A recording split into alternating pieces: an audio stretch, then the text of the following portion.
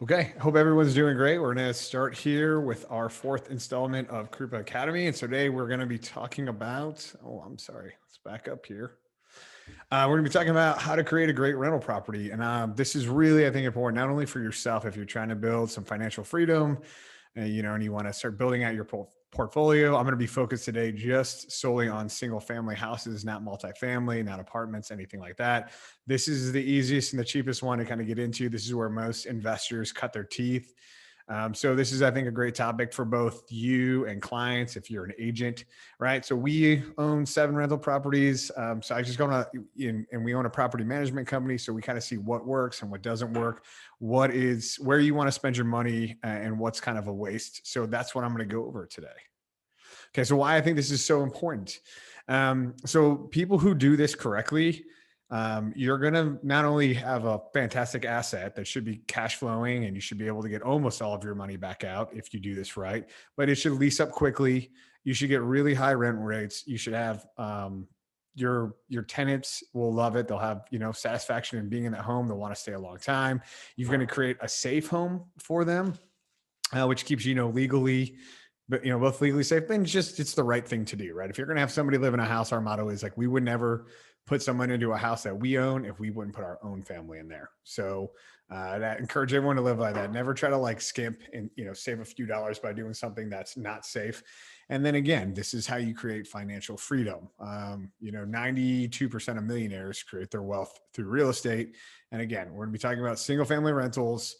This is the way that most people get started. This is the asset class that most people without a lot of money or who haven't pulled together will get into, and how they'll start to buy rentals. Okay. So with that being said, what makes a great rental property? So I'm going to talk about today where you should spend your money on the kitchens and bathrooms, paint, curb appeal, and yard. And then I'm going to focus in on some outdoor space kind of things that you can do for not a ton of money that will give you a lot of bang for your buck. Talking about the major systems, right? The roof, the HVAC, the water heaters, windows, stuff like that. When to keep them, when to replace them. Your flooring, I put in there new flooring, but really it's just flooring in general. Water and foundation issues at a house, and then how to market it and make it lease up quickly and for top dollar. Okay. So the number one thing, and this is the same, all agents know this, and most people understand this on a house, is that you're going to get your money out of the kitchen and the bathrooms. Can't say that enough, right? So the kitchen's going to sell it. So we try to never keep, unless we have really nice appliances in there. When we buy a house, we're going to typically put in stainless steel appliances. You're going to get slightly more out of stainless steel than out of black or white. But if you have nice black appliances or white appliances in a house, that's totally fine. Make sure everything matches though. Please don't be that rental that you've got, the nice new stainless steel dishwasher, and then you have the white stove that's 20 years old and it's terrible and it looks ridiculous, right? You want something that's going to kind of match across the board. Cabinets are important. If you have good, older, hard, actual solid wood cabinets, paint them, make it look nice. Countertops, you're going to want to replace. We typically will go ahead and put granite in there. It is more expensive than a luxury laminate, but you're going to get more longevity out of it. And we've found that you're going to lease up much faster with a granite surface in there, right? So spend that money on the kitchen. Paint and kitchen are going to give you the 2 biggest returns for everything that you're going to do. There is some really nice luxury laminate countertops out there if you want to buy that. Again, it's about a quarter to a third of the cost of installing granite, but it's going to wear out faster. It can burn easily, water can destroy it, whatnot. So granite, again, it's going to last longer. It's more expensive. It has more appeal. But there are some really nice, beautiful luxury laminates if you want to put that in. And again, you can swap them out 3 times compared to once with the granite. So try to update your existing bathrooms. So you do want the bathrooms to look beautiful. We always try to tile our bathrooms. If you are buying a house, right, a pre-existing house and not a new build, and it has tile all the way in there, right, on the shower surround and maybe some other places, but it's an ugly tile, you can always look at doing an epoxy paint, white, make it look nice. Same thing with the bathtub too. A lot of the older bathrooms here in this area, right, are going to be either cast iron or porcelain, and you can have those refinished and they look really, really nice. especially for a hall bathroom, not so much, the master, but if for a hall bathroom, if it's a 2 bathroom house, these are some really great ways to just spruce it up, make everything look really clean, really nice, and save a ton of money compared to ripping it all out and putting in new tile or new bathtubs or whatnot. I would recommend, if you have an older vanity, replace it. Vanities are cheap. It's $150, $200 to install them. Put in new fixtures, right? Shower heads, faucets. Please replace your toilet. That's just weird and gross. So go ahead, take that stuff out, put them in there. If you've got gross, tile floors or whatnot, look at like a nice LVP. So that's a luxury vinyl plank, or you can do a luxury vinyl tile and LVT. Either one, it's come a long way. They're really great. You typically don't have to have an underlayment anymore. They're waterproof. They're water resistant, scratch resistant. It looks really nice. It lays down over the existing tile floor. We're talking like $250 to $3 a square foot, and bathrooms are small, right? If you already have the toilet out, this is a great thing to put in, really spruce up the look, especially with the paint and then doing the other things we talked about, right? So maybe for a total of $600-700, you can take a very old, kind of dingy 1960s bathroom and give it a very modern, nice, clean look, which will get you a lot more money and be super functional. Okay, so paint, again, I mean, this is an aesthetics thing, but it also protects your asset, right? So on the exterior, there is a reason why, right? You want to continue to paint. So on the exterior, it will keep the rain out. It's going to keep your siding lasting longer. And again, this just depends on your siding. I'm not talking about vinyl, but aluminum and wood, especially siding, you're going to want to keep that paint updated. It will make it look great. On the inside, paint on old cabinets, as I already mentioned, will give it a completely different look. You can do a two-tone. Maybe you have some old wooden cabinets. You can do a new modern two-tone with like a blue and a white, or a gray and a white, whatever. Really give it a great look. And then on the interior itself, most older homes, a new interior paint job will just make the house look great, right? It will give you more light. It will look better. And you can add a new modern color and something that's kind of neutral and appealing. I'll see in a lot of houses for sale, or just kind of houses that are for rent, there's numerous different wall colors and paint colors. Don't do that, right? Just pick one color, paint it throughout the entire house. We actually will normally pick a certain kind of white or gray, and we'll use that for a very light gray that almost looks white. We'll use it for the walls and the ceilings, and then we'll just do the trim a different color. And you can transform a house by just doing a new interior paint job. And like I said, kind of just sprucing up the kitchens and the bathroom. So please don't ever try to save money on that stuff, unless it has a new interior paint and it looks really good and it's very modern and whatnot. Spend the money. It's well worth it to put it in there. It will help you lease up quickly. It'll make the home look beautiful. You'll get much higher rent rates just by new paint. It's one of the simplest, easiest things you can do. If you don't have a ton of money, a lot of people, even though it's kind of time intensive, can still paint themselves. Paint in and of itself is not that expensive. So we would highly recommend that. Next would be the curb appeal in the yard. So again, you don't need to go insane here, but it can be so dramatic. We have a client house that we're renting out right now, and the backyard was just a jungle. We brought in a landscape crew, and for about $750, they cleared branches off the back of the house and removed, I think, a couple trailer, like 18-yard worth of trailers worth of stuff out of the back. And it has completely transformed that backyard. The house looks amazing now. It's a backyard you'd want to go into. It's safe. It's functional. The lot itself looks a lot bigger. So again, this is something that's very cheap. A lot of people will let it go on older homes, distressed homes. They'll let the landscaping get really out of control. So, put down some new grass seed, clear out all the old stuff, weed, get everything away from the house. You can really add a lot of curb appeal just by doing that for not a ton of money.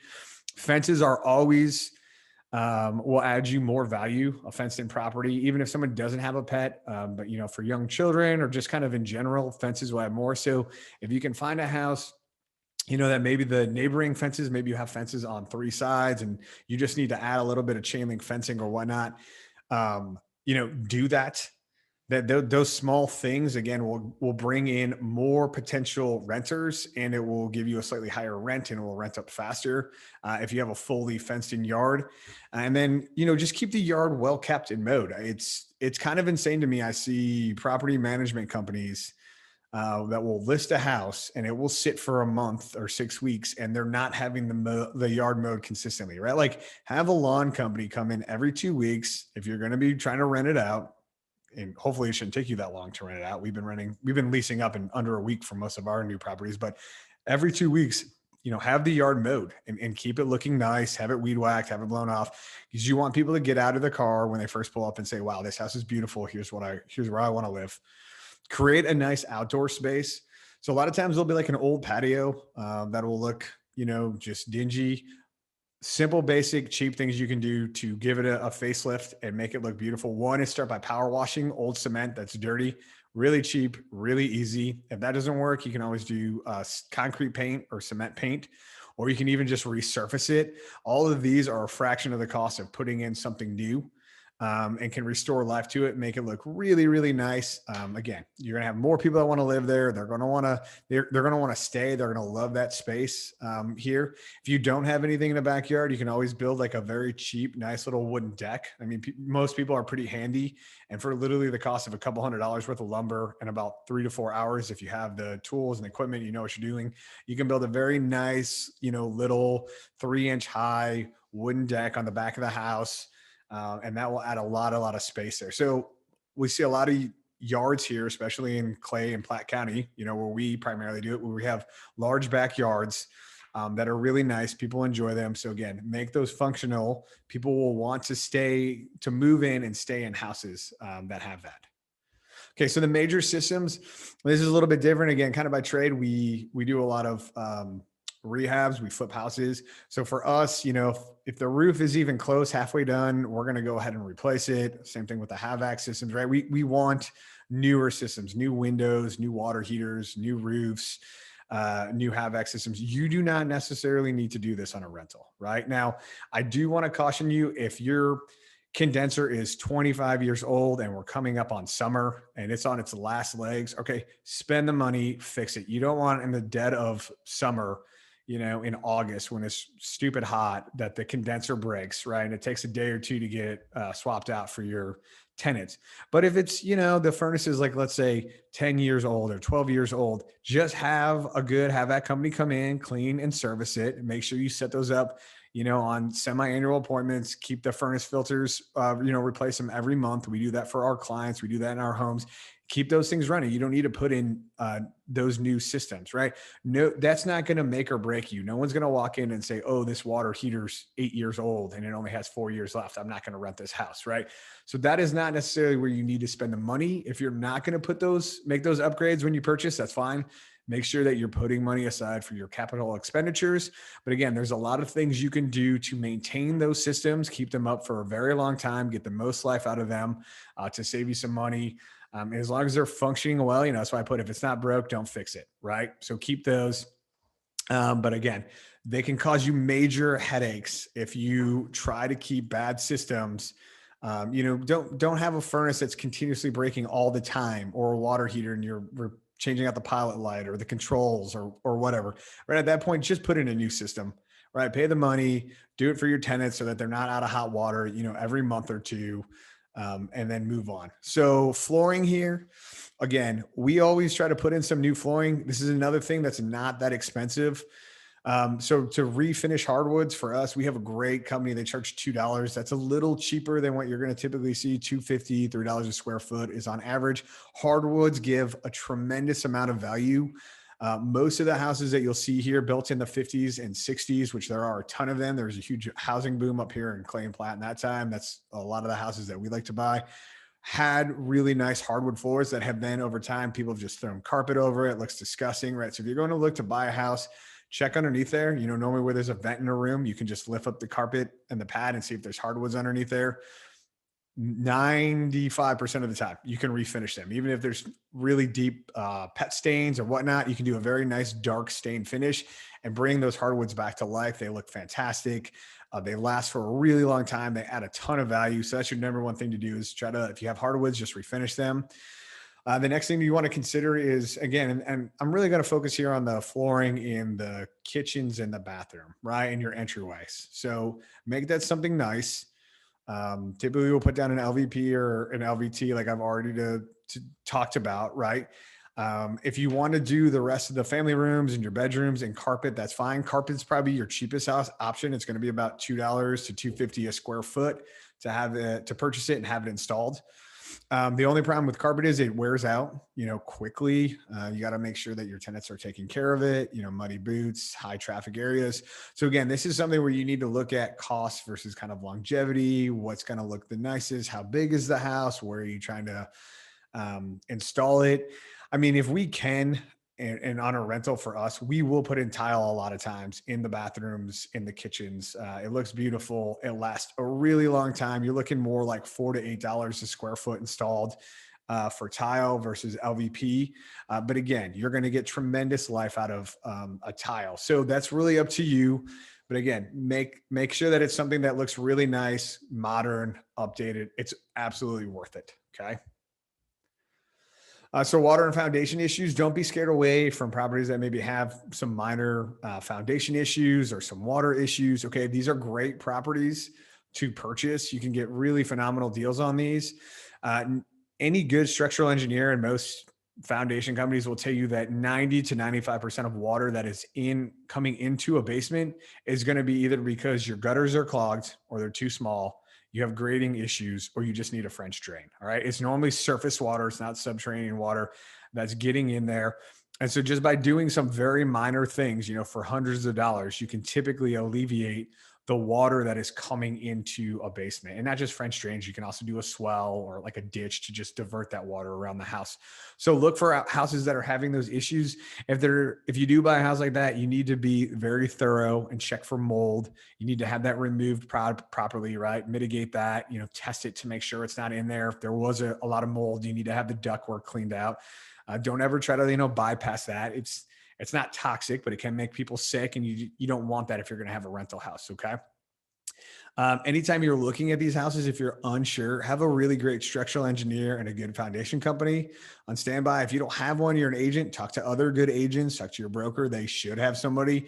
It is always worth it to pay, the $250 to $400, in my opinion, to have a structural engineer come out, assess whatever's going on with that foundation wall, create that report. So that way you can get permits, you can give it to the foundation company, and the repairs are done in accordance with that structural engineer report, right? It protects you and it protects the owners, and that the repairs are going to be done properly. And then again, a good foundation company, most are going to be backed up here. Be very leery of this. We now have one company that we absolutely love. We work with all the time. They're very booked up. But there are some companies out there. I've seen some just outrageous bids on houses. Oh, it's going to need 15 piers and this and the other, and it's a $40,000 repair. And you bring in a structural engineer and they're like, no, that's ridiculous. We're going to excavate, push this wall back, put in some beams, and maybe the total cost is $6,000 or $7,000, with a good reputable foundation company after having a structural engineer assess it. So do your due diligence. Ask around if you don't know, right? People who do this a lot, we know who to call, who not to call. So that's where kind of networking pays off, but we've talked about that in previous episodes. And then be very transparent with all these issues, right? So if you were getting water in a basement and you think you've alleviated all of it, never try to put tenants in there and hide it like it's not a thing. Disclose that up front. Make sure that they know, hey, if you're going to put something on the floor, you might want to put some pallet down, stack this stuff. We want to make sure we go through, because winter's coming, right? Hey, we want to go through an entire snow melt and then a spring, and see, when we get some of these torrential downpours, right? See if the basement's getting water before you just start putting your stuff on the ground. And then if there are issues, hey, let us know as the owner or the property management company. If you decide to hire one, let them know immediately, and then you can remediate some of that stuff. And then finally, I think the best analogy I've ever heard is that somebody said, right? So like, let's say you buy a house and you've done all this other work to it, right? You fixed up all of these things, you've made it look beautiful. And so it's a marathon, right? And you run that first 26 miles and then you just give up that last 0.2. Okay. And it's just kind of absurd. The very final here, the cleaning, the photos, the staging and stuff, it is probably the most important thing you can do. We, on our flip houses and for our rentals that go through a full rehab, we will spend 3 to 5 business days doing our final punch list, checking over everything thoroughly in the house, testing all the water, testing all the appliances, going through the house with a fine-tune comb, making sure that we didn't miss anything, then having it professionally cleaned. Don't try to clean it yourself. Okay. Even if it's that you bought the house off the MLS and it's in pretty good condition, still hire a professional cleaner. It is worth the $200 to $300 you're going to pay. Make sure that the house sparkles. It needs to look absolutely beautiful. If it takes a while to get it leased up, every week or two, someone should be in there kind of like mopping up the floors, wiping down the countertops, vacuuming up, if that, especially here kind of in fall when leaves are coming in and whatnot, making sure that the house, stays looking beautiful. And then hire a really great photographer to come in. And there's a lot of people who would do cheap photos for your house. There's nothing wrong with that, but there are some really great photographers who know how to adjust lighting, capture the house in just the right way. They understand the angles, what you need, and that will make a world of difference, because the goal is when you put it up there with great photos, the house looks beautiful. You've put all this work into it. You want the photos to do it justice, right? To generate that traffic, to get people in the house, to have that appeal so that you can show off the work you've done. It's so funny. Just somebody who we know here in our business just bought a house. They weren't sure on the house. It was in the neighborhood they like. They went out to take a look, but they thought it was overpriced. I did the comps. It wasn't. They got there and they're like, oh my gosh, these photographs are horrible. It didn't do the house justice at all. And that's ridiculous. This is for this area. It was a higher end home. And right. So the difference between literally a good photographer and a bad photographer was not only did they not capture the lighting correctly, they had bad angles. They talked about, hey, in like the kitchen, like a whole sink was missed. And like, so things that add appeal weren't even captured in the photos. So make sure a great photographer, ask around if you don't have one. It's so, so important. And then consider doing a light staging. They've done a lot of studies. They've asked a lot of agents, and, staging when you flip a house has been proven to not only sell the house much faster, almost twice as fast, but it will also add somewhere between $5,000 to $10,000 a higher asking price. So we have found in some of our rentals, it's the same thing. Some people can't envision what a space will look like without furniture, where things should go, especially if it's maybe a smaller room or a slightly awkward space, right? And that's where like a light stage can really do you wonders, right? Like just maybe even just the kitchen, some photographs on the wall, some stuff in the bathroom. These are nice things that add appeal and makes it, when someone walks in a house, it feels like it's their house, like they're already living there, right? And so that's what you want. You want someone to walk into this beautiful house you've done all this work for, and to immediately relate to it and be like, oh, I can imagine myself living here. This looks like the house that I would want to live in, right? Okay. And so that is it. I'm going to open this up for questions. So I'm going to stop sharing and I'll open up the chat here, and we'll just see if anybody has questions. We'll take questions for a few minutes and then we'll wrap it up. Okay, I have a few questions. Sure, go ahead. Can I talk, or do you want me to just type it? Go ahead, talk. We love it. Okay, so my first question is, if you're getting into, doing the buy and hold and having rentals, at what point, if any, would you consider getting a real estate attorney to because as a real estate agent dealing with just buyers and sellers, I can handle all the contracts and stuff myself. But as far as the legalities go, as far as being a landlord, do you just find templates of contracts, or would you hire an attorney? What would your take be on that? Yeah, excellent question. Now, luckily for you, Chelsea, I heard your broker's awesome and that they also run a property management company. So we did our leases in both Missouri and Kansas. We've hired Anderson and Associates to their template, right? That's what we use. That thing's bulletproof. So that's a really great starting point. There's some books I can refer you to, because you really need to be very methodical, and not only your lease, but in how you are screening all of your tenants every time, what information you're doing or capturing from them, right? That you're not violating any fair housing rules. And then not only that, there's a lot of local and municipal rules you need to keep up on, right? Like the new Tenant Landlord Act, right? The Healthy Homes Act and things like that. So, this is why a lot of people will hire a property management, but that being said, you don't need one. But yes, pay them. Don't use like LegalZoom or some of these other, sites where you can just download a blanket lease. Get a local attorney, spend the $200, $300, get a really, really good airtight lease. because Missouri has some laws. Missouri is one of 2 states where you can actually ask for double the amount of rent for a security deposit. Now we don't typically charge that, but it's also, I'm sorry, it's, you can do that. There's a few states that you can do that, but it's one of 2 states where if somebody dies on your property, you can not, if you have the correct lease, you cannot be held legally responsible. Right. And those aren't things that, that bigger national companies, like I said, I can't think of some of the landlord sites that offer the blanket leases. They know, and that's not incorporated into their leases. So absolutely get a good local attorney and have them do your lease for you. So great question. Okay. I have a couple more. Okay. Go. I'm going to take one more, Chelsea, and then I'm going to bounce around. Then I'm going to come back to you. Sound good? Oh, if there's more people, yeah, take their questions. But no, go ahead. Ask your next one, Chelsea. You're already okay. Just really quick. So, if you have multiple or just a single home that you're renting out, at some point you're going to deal with vacancies. What would be your advice as far as the best way to market your vacancies? Craigslist, yes. Direct mail? No. So if right, you should know 30 days, actually about 60 days prior, that the house is going to be coming up. And so what we've done is we've been pretty proud of this. Our last one, I think it was 2 or 3 days we had, that's it, between move out and the new tenants moving in.